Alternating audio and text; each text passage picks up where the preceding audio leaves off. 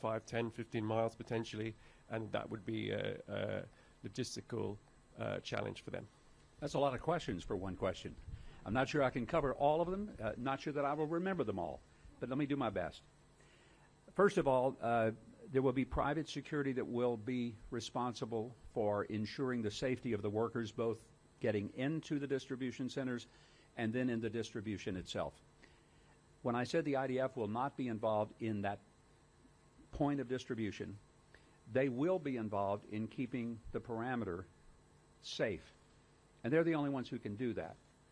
And I want to reiterate again, the Israelis are supportive of this program. They want it to happen, but they're not operating it. And that's important because there are some entities that would not want to participate if they thought that this was an IDF operation. It is not. It is a humanitarian operation that was initiated by the President in his mandate for us to get aid into the people who most desperately need it, but to do it in such a way as to not let Hamas control it. You mentioned the distribution points. There are initial number of distribution points. Those will be scaled up as soon as it is possible so that that is not the total number, that is the initial number, and that number will increase as the scalability is capable. And I'm trying to remember, was there another 3 or 4 or 5 or 6 or 7 questions in that? Yes. Yes. The criticism from the United Nations is that this would endanger some Gazan civilians because A, it would force them to go through IDF lines to reach this food, Yes. and second of all, at the moment they say there are 400 distribution points. This would reduce it to 4 or 5 points, meaning that people would have to walk a long way. That's difficult. It would put vulnerable people in potentially more vulnerability. Let me address the last question first. The logistical planning of this has indicated that there will not be that long a distance to get to the distribution points. So that is not accurate. And as far as the UN saying that they are concerned about the danger, the greatest danger, the most important danger, is people starving to death. There's the danger. We're going to have security. There will be security both at the distribution points provided by the contractors that will be engaged to do that. There will also be security parameters built by the IDF, again, at a distance from the distribution point to protect them from the ongoing calculus of the war. But let's be real clear what the danger is. The danger is not doing anything. We call upon the United Nations, we call upon every NGO, we call upon every government, especially those who have been saying, why don't you do something? Why isn't something being done? Well, something is being done. So we invite people who have been concerned about it to join in this process. I will be the first to admit it will not be perfect, especially in the early days. It's a logistical challenge to make this work and to make it work well. But all of the partners, both the donors as well as those who will carry out the operation, are committed to getting it launched and making it work better as we go along. Yes.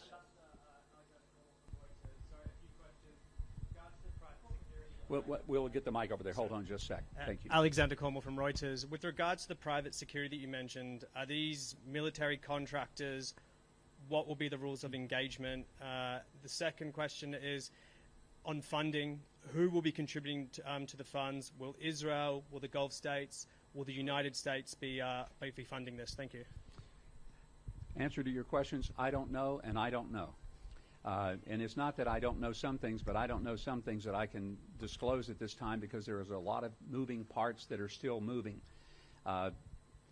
So you've asked about rules of engagement. Not able to answer that right now. Everything will be done in accordance to international law, but I can't give you the specifics of that. And as far as, I think there was another part of the question regarding the funding. The funding will come from every source that we can receive. As I said, there are some people who have already committed to helping fund. They don't want to be disclosed as of yet. When they do, we'll announce them, or they'll announce themselves. But we hope that every entity, whether it's a government or an NGO or a nonprofit or just private citizens, will find a way to help in this effort, and that's what we hope to be able to do. Greg? Hi. Good to see you, Greg. Greg Palcott, Fox News. Let me juggle these microphones. You hold that? Fine. A question, please, Mr. Ambassador, and a follow-up, if I might. Does this humanitarian plan have anything to do with the plan that was revealed through Israeli sources last Sunday, which was pretty well criticized by the UN and other humanitarian agencies? And the follow-up is, as you noted, U.S. has a big role. In the immediate area, Israel has less of a role. Is the Trump administration now trying to work around the government of Prime Minister Netanyahu? You yourself last night said that the Israeli government did not have to be notified of the U.S. Houthi deal. There are discussions going on right now between Iran and the U.S. and intermediaries, Saudi Arabia, even Hamas, and we know that President Trump is not stopping here next week. Are you trying to work around the Israeli governments on a range of issues? Absolutely not. I think any characterization of that would be completely, absolutely untrue.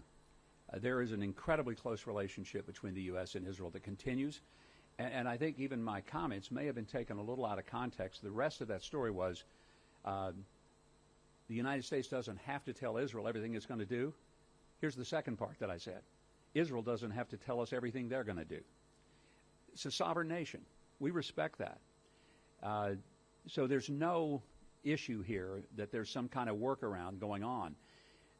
I wanted to make clear that this is not, and this is where the news story that was reported last week was really off the mark. This is not an IDF or an Israeli operation. That would cause some potential partners to say we don't want to be involved. The Israelis' role, and it's a significant one in helping provide security, but they're not operating the distribution. They're not operating the bringing of the food in or the distribution of the food when it gets into Gaza. They share the same concerns we do to make sure that Hamas doesn't have any of it.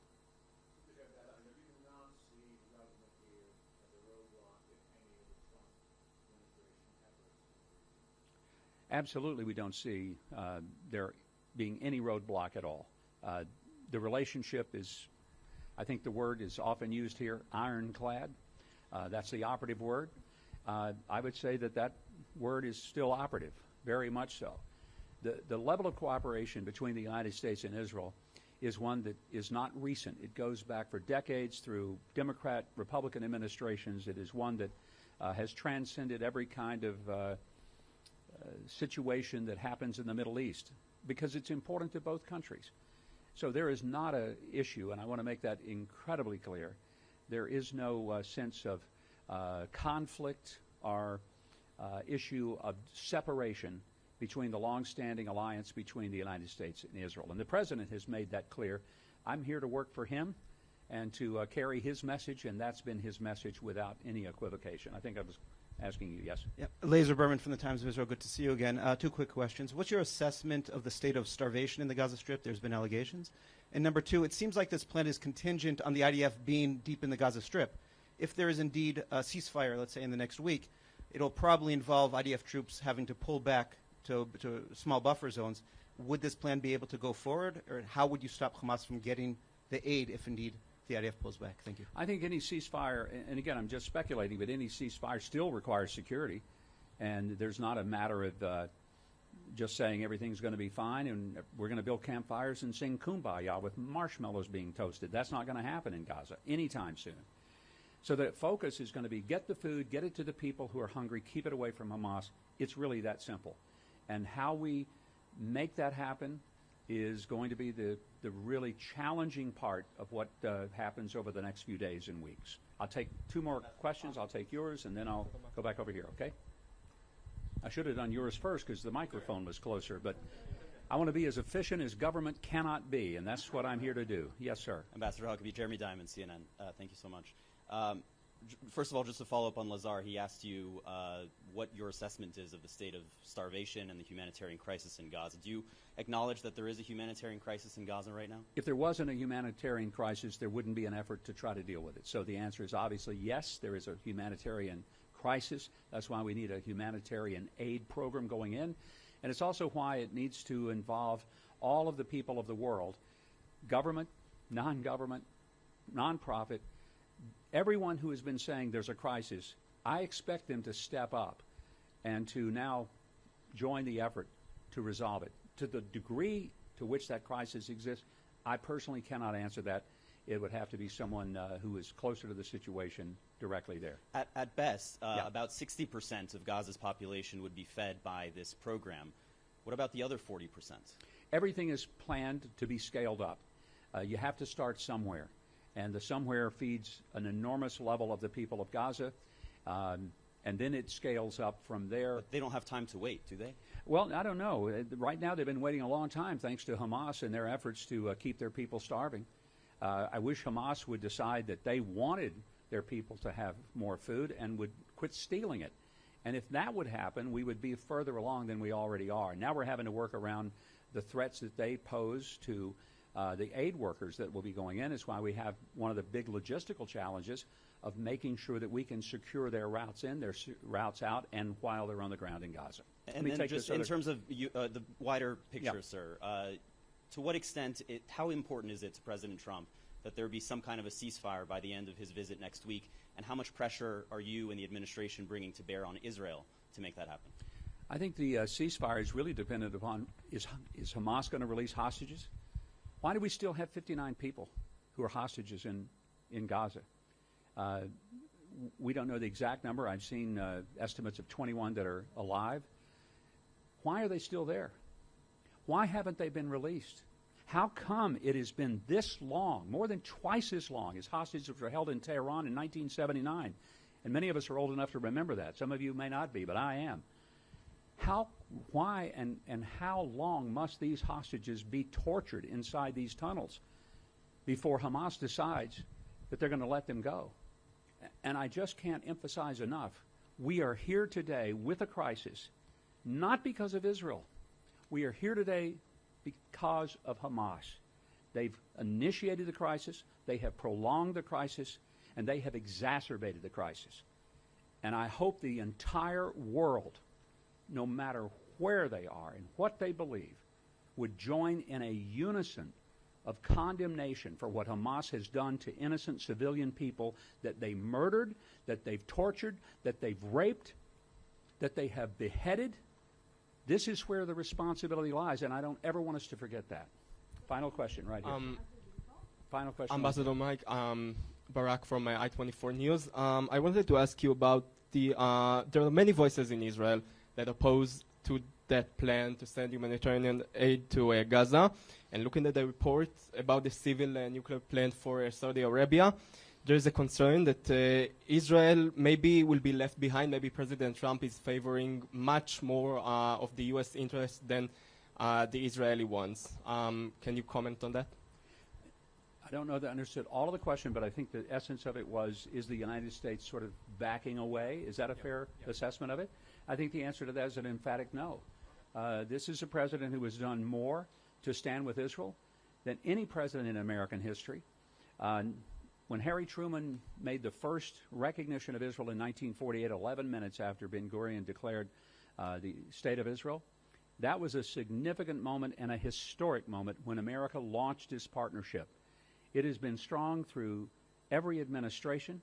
It has been strong through every political party, and it remains strong today. But under President Trump, it has never been stronger.